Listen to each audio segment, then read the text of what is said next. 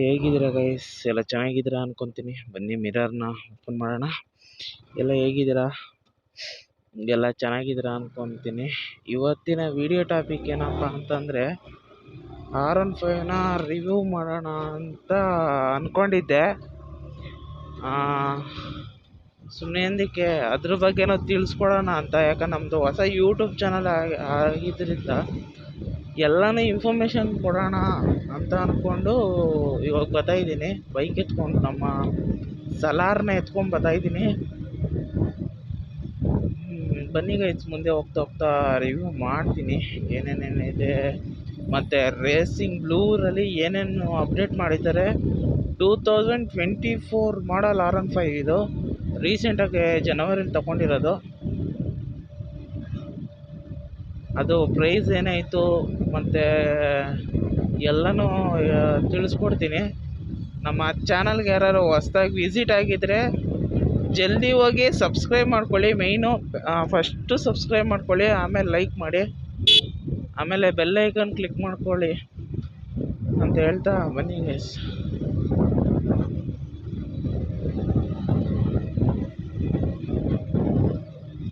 ಆದರೆ ಒಂದು ಆದಷ್ಟು ಬೀರ್ ನೀವು 100 200 ಹಂಗೆ ಸಬ್ಸ್ಕ್ರೈಬ್ ಜಲ್ದಿ ಮಾಡ್ಕೊಳ್ಳಿ. ಯಾಕಂದರೆ ನಮ್ಮದ್ರಲ್ಲಿ ಹೊಸ ಯೂಟ್ಯೂಬ್ ಚಾನಲ್ ಆಗಿದೆ, ತುಂಬ ಕಮ್ಮಿ ಜನ ಇದ್ದಾರೆ.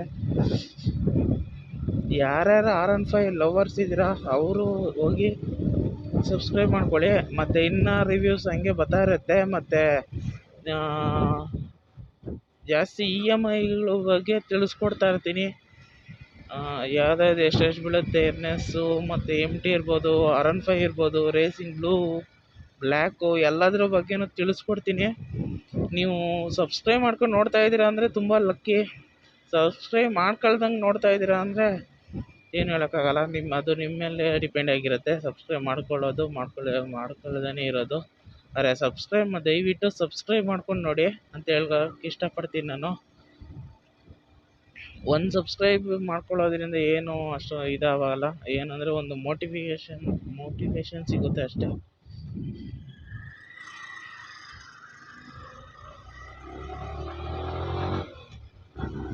ಒಂದು ಮೋಟಿವೇಶನ್ ಸಿಗುತ್ತೆ ಅಷ್ಟೇ. ಅದನ್ನು ಬಿಟ್ಟರೆ ಇನ್ನೇನು ಕೇಳಲ್ಲ. ಒಂದು ಸಬ್ಸ್ಕ್ರೈಬ್, ಒಂದು ಲೈಕಿಂದ ಏನು ಸಿಗಲ್ಲ.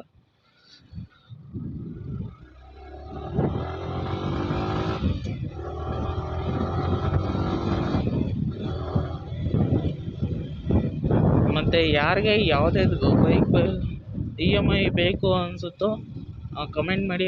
ಬ್ರೋ ನನಗೆ ಈ ಬೈಕ್ದು ಪ್ರೈಸ್ ಗೊತ್ತಾಗ್ತಾ ಇಲ್ಲ, ಮತ್ತು ಶೋರೂಮಲ್ಲಿ ಹೋದರೆ ಒಂದೇ ಪ್ರೈಸ್ ಹೇಳ್ತಾ ಇದ್ದಾರೆ ಅಂತ. ನಾನು 3 ಥರ ಹೇಳ್ಕೊಡ್ತೀನಿ. ಯಾವುದೇದು ಅತಿ ಲೋ ಡೌನ್ ಪೇಮೆಂಟಲ್ಲೇ ನಿಮಗೆ ಎಷ್ಟು EMI ಬೀಳುತ್ತೆ, ಯಾವುದೇ ಬೈಕ್ಗೆ ಎಷ್ಟೆಷ್ಟು ಬೀಳುತ್ತೆ ಅಂತ ಅದು 2024 ಹೇಳ್ಕೊಡ್ತೀನಿ. ಆದಷ್ಟು ಬೇಗ ನಮ್ಮ ಚಾನಲ್ಗೆ ಸಬ್ಸ್ಕ್ರೈಬ್ ಮಾಡಿಕೊಂಡೆ ನೋಡಿ ಅಂತ ಹೇಳ್ತೀನಿ.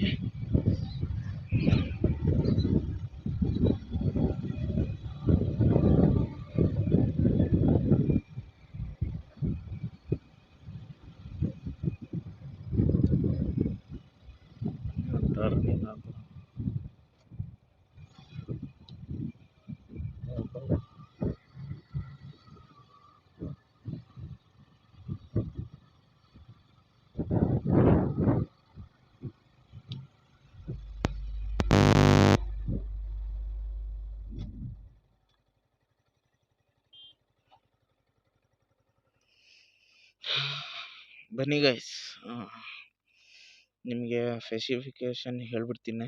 ಫಸ್ಟು ನಂದು ರೇಸಿಂಗ್ ಬ್ಲೂ. ನೀವು ಹಳೆ ವೀಡಿಯೋದಲ್ಲೂ ಕೇಳಿಸ್ಕೊಂಡೇ ಬರ್ತಾಯಿದ್ದೀರಾ. ಇಲ್ಲಿ ಮೇಯ್ನು ಇದು ಕ್ವಿಕ್ ಶಿಫ್ಟರು ಇಲ್ಲಿದೆ ನೋಡಿ. ಇದು ಸೆನ್ಸರ್ ಇರುತ್ತೆ. ಅಂದರೆ ನೀವು 5000 6000 RPMಲ್ಲಿ ಮೂರನೇ ಗೇರ್ ಆದಮೇಲೆ 4 5 6 ಈಸಿಯಾಗಿ ನೀವು ಶಿಫ್ಟ್ ಮಾಡ್ಕೊಬೋದು. ಏನೇ ಪ್ರಾಬ್ಲಮ್ ಇರಲ್ಲ. ಮತ್ತು ಇಲ್ಲಿ ಕ್ವಿಕ್ ಶಿಫ್ಟರ್ ಅಂತ ಆನ್ ಆಗುತ್ತೆ. ನೀವು ಅಪ್ ಡೌನ್ ಮಾಡಿದಾಗೆಲ್ಲ ಕ್ವಿಕ್ ಶಿಫ್ಟರ್ ಅಂತ ಆನ್ ಆಗುತ್ತೆ.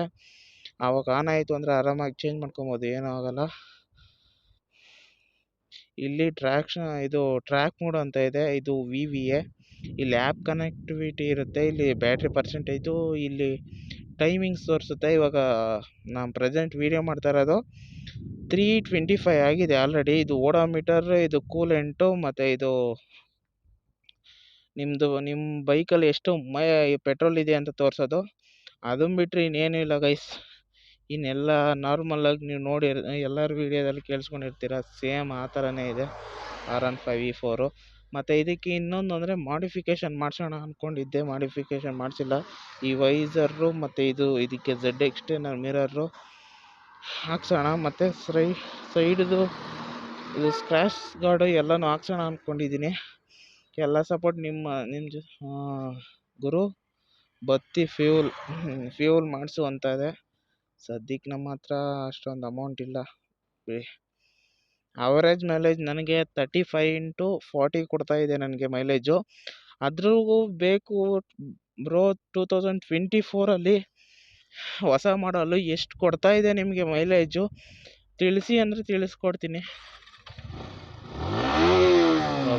ಕಿರ್ಚಾಡು ಅಂದರೆ ನಮ್ಮ ಸಲಾರು ಹೆವಿ ಕಿರ್ಚಾಡುತ್ತೆ ಗುರು.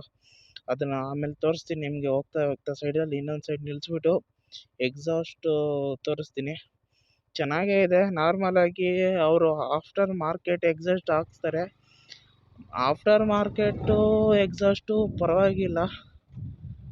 ಆದರೆ ಅವರು ಒಂದು ತಿಳಿಸ್ಕೊಡ್ತೀನಿ, ನೀವು ತಗೊಳ್ತೀರಲ್ಲ ಮಾಡಿಫೈ ಎಲ್ಲ ಬೇಡ ಬ್ರೋ. ನಾನು ಹೇಳೋದು ಅಂದರೆ ಮಾಡಿಫೈ ತೊಗೊಂಡು ಏನು ಮಾಡ್ತೀರಾ? ಪೊಲೀಸವ್ರು ಕೊಟ್ಟಾಗ ಫೈನ್ ಹಾಕಬೇಕಾಗುತ್ತೆ. ನಿಜವಾಗ್ಲೂ ಒಂದು ವೀಡಿಯೋದಲ್ಲಿ ನೋಡಿ ನನಗೆ ಬೇಜಾರಾಗೋಯ್ತು. ನಾನು ಬೇರೆ ಯೂಟ್ಯೂಬ್ ಚಾನಲ್ ನಾನು ಸಬ್ಸ್ಕ್ರೈಬ್ ಮಾಡಿಕೊಂಡೆ ನೋಡ್ತಾ ಇರೋದು ಅವ್ರ ಯೂಟ್ಯೂಬ್ ಚಾನಲ್ಲು. ನಾನು ಅವ್ರ ಫ್ಯಾನು, ಹೆವಿ ಫ್ಯಾನು. ನಾನಂತೂ ಡೈಲಿ ಹಾಕಿದ ವೀಡಿಯೋನೆಲ್ಲ ನೋಡ್ತಾನೆ ಇರ್ತೀನಿ. ಎಲ್ಲೂ ಹೋಗಿದ್ದಾರೆ ಏನಾಗಿದೆ, ಹೋಗ್ತಾ ಇದ್ದಾರೆ ನಾರ್ಮಲ್ NS, ಅದು ಬ್ಲ್ಯಾಕ್ ಕಲರ್ NSಲ್ಲಿ ಎಕ್ಸಾಸ್ಟು ವಿತ್ ಫೈನು 4-5 ಸಾವಿರ ಕಟ್ಟಿಸ್ಕೊಂಡಿದ್ದಾರೆ ಪೊಲೀಸವರು. ಅದಕ್ಕೆ ಹೇಳೋದು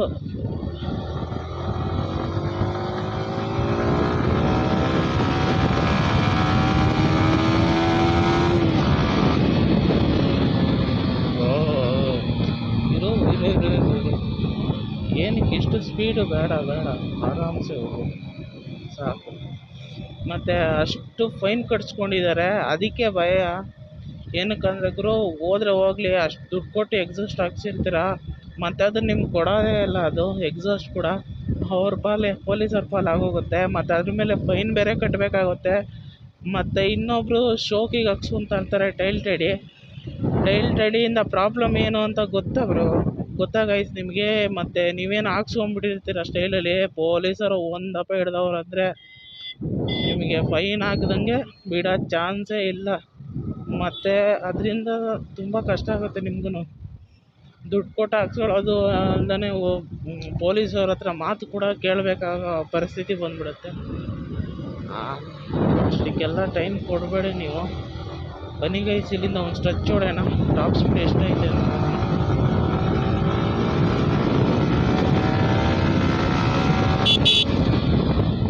ಚೆನ್ನಾಗಿದ್ಯಾ?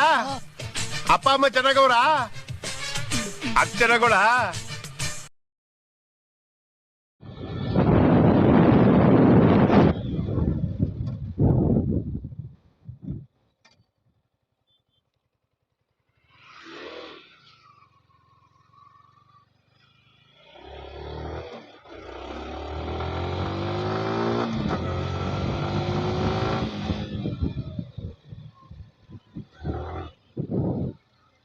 ಗುರು ನಿಲ್ಸು.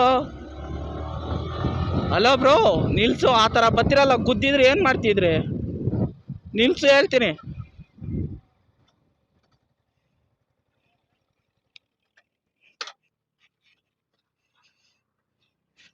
कौन सा लैंग्वेज है? मेरा तो ಕನ್ನಡ ಕನ್ನಡದವ್ರಾ? ಅಲ್ಲಣ್ಣ, ನೀವು ನೋಡ್ಕೊಂಬರ್ಬೇಕಲ್ಲ. ನಾವು ಅಷ್ಟು ಸ್ಪೀಡಲ್ಲಿ ಬರ್ತಾ ಇರ್ತೀವಿ.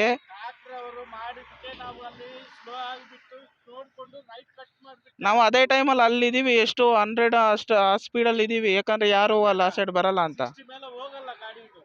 ನಿಮ್ಮದು ಹೋಗಲ್ಲ ಭಯ್ಯ, ನನಗೆ ಗೊತ್ತು. ಏನು ಮಾಡ್ತೀರಾ, ಒಂದೊಂದು ಟೈಮಲ್ಲಿ ನಾವು ಸ್ಪೀಡಲ್ಲಿ ಇರ್ತೀರಾ, ನೀವು ಆ ಕಡೆ ಬಂದುಬಿಡ್ತೀರಿ. ಅದು ಇದಿರುತ್ತಲ್ಲ, ಗಡ್ಗುತ್ತೆ ಅಂತ. ಟಿಕೆಟಾ ಗೈಸ್, ನೋಡಿದ್ರಲ್ಲ ಇಷ್ಟು ಇದು ಇವತ್ತಾಗಿದ್ದ ಸಿಚುವೇಶನ್. ನನಗೆ ನೋಡ್ಕೊಂಬರಲ್ಲ ಗುರು, ಸುಮ್ಮನೆ ಬಂದುಬಿಡ್ತಾರೆ. ಐದಾಯ್ತು ಅಂದರೆ 60 ಮೇಲೆ ಸ್ಪೀಡ್ ಇರಲ್ಲ, 40 ಮೇಲೆ ಸ್ಪೀಡ್ ಇಲ್ಲ ಅಂತಾರೆ. ಅವ್ರಿಗೆ ಗೊತ್ತು. 3 ಲಕ್ಷ 4 ಲಕ್ಷ ಖರ್ಚು ಮಾಡಿ ನಾವು 3 ಲಕ್ಷ 4 ಲಕ್ಷ ಖರ್ಚು ಮಾಡಿ ಇದು ಮಾಡಿಸೋದು ತಗೊಳ್ಳೋದು, ಇವರು ಈ ಥರ ಬಂದ್ಬಿಟ್ಟು ಹಾಳು ಮಾಡೋದು. ಆದರೆ ನಮ್ಮದ್ರಲ್ಲಿ ಏನು ಪ್ರಾಬ್ಲಮ್ಮು ಅಂದರೆ ಬನ್ನಿ, ಇವರಿಂದ ಎಲ್ಲ ಹಾಳಾಗೋಯ್ತು ವೀಡಿಯೋ ಮಾಡೋದು ಅಂದರೆ.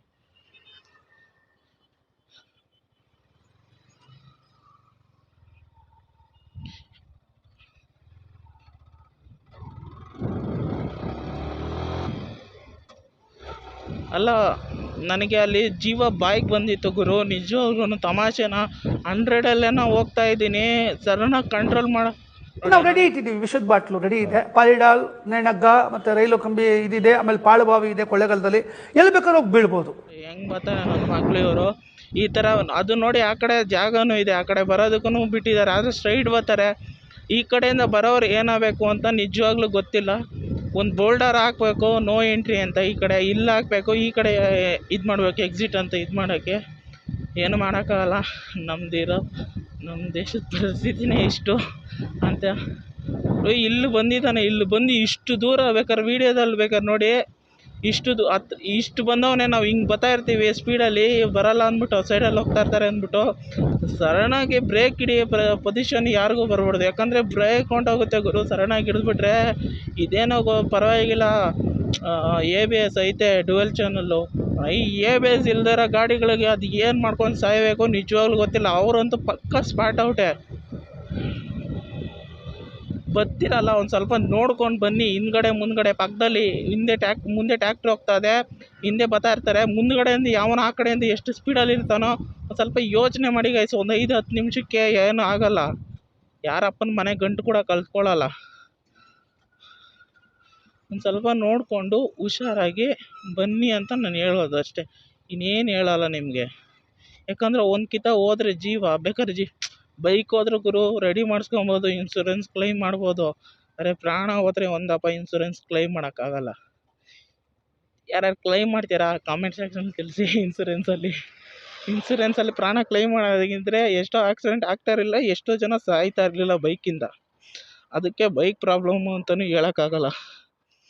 ಇದು ನಾನು ಓವರಾಲ್ R15 ಲುಕ್ಕು. ನನಗಂತೂ ತುಂಬ ಚೆನ್ನಾಗಿ ಇಷ್ಟ ಆಯಿತು. ಇದು ನನ್ನ most favourite bike R15 V4. ಇದನ್ನು ನಾನು ಜೀವಮಾನದಲ್ಲಿ ತಗೊತೀನಿ ಅಂತಲೇ ಎಕ್ಸ್ಪೆಕ್ಟ್ ಅಂತೂ ಮಾಡಿರಲಿಲ್ಲ. ಇಂತೂ ತಗೊಂಡಿದ್ದೀನಿ. ಒಂದು ಕನಸು, ಮಿಡಲ್ ಕ್ಲಾಸ್ ಕನಸು ಅಂತ ಹೇಳ್ತಾರಲ್ಲ, ಆ ಥರ. ಇಂತೂ ನಂದು ಡ್ರೀಮು ಫುಲ್ ಆಗಿದೆ. ಯಾರೇ ಡ್ರೀಮ್ ಹಂಗೆ ಉಳಿದಿದೆಯಾ ಕಮೆಂಟ್ ಸೆಕ್ಷನಲ್ಲಿ ಹಾಕಿ. ಬ್ರೋ ನಂದು ಡ್ರೀಮ್ ಹಂಗೆ ಉಳಿದಿದೆ, ಆದರೆ ಜಾಸ್ತಿ ಪ್ರೈಸ್ ಹೇಳ್ತಾ ಇದ್ದಾರೆ ಅಂತಂದರೆ ನೋಡೋಣ, ಮಾತಾಡೋಣ ಅವ್ರ ಜೊತೆ. ನಾನು ತಿಳಿಸ್ಕೊಡ್ತೀನಿ